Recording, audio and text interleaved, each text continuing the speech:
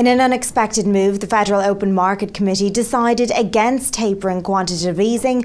While this seems like good news for Europe, some say there could be negative consequences. Agnes Benassi from Paris School of Economics joins me on the line now. Agnes, how could this help recovery in the Eurozone? For the Eurozone, for the ECB, there's a big challenge looking forward with the US tapering. The challenge is to decouple the long-term interest rates from the US one.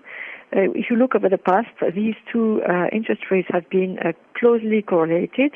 And today, given the weak recovery in the euro area, sharp increase in long-term interest rates would be really not welcomed. The tapering of the Fed can have two impacts on the euro area. It can lead to a rise in the interest rates, as I just mentioned, or it can lead to a depreciation of the euro, or a combination of the two. Recently, the ECB and especially the President, Mario Draghi, have been very clear. They have reinforced the forward guidance of the ECB, saying that the recovery was very, very weak and that we should expect the interest rate to remain low for a long time. This clearly was a reaction, the possibility for the Fed to reduce the quantitative easing. So this is not for today, but it will come probably before the end of the year. It's good to get prepared.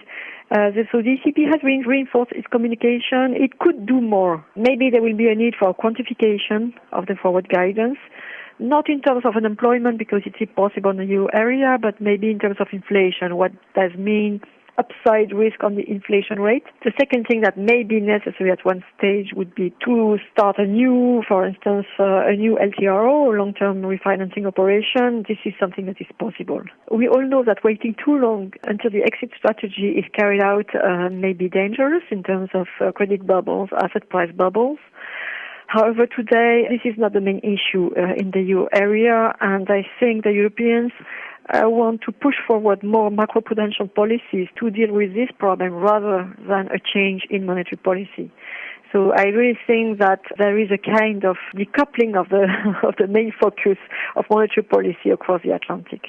Also, Agnes, could the lack of tapering cause long-term problems for the Eurozone? Well, I think it depends on how the ECB will react to tapering, and I think they have started to prepare the ground for a decoupling of monetary policy between the ECB and the Fed, and it's not impossible that while the Fed would be starting tapering, the ECB would start a new program of long-term refinancing in order for the banks to get ample liquidity at a low interest rate to be covered against a sharp increase in the long-term interest rate. Agnes, thank you for that, and thank you for joining us today.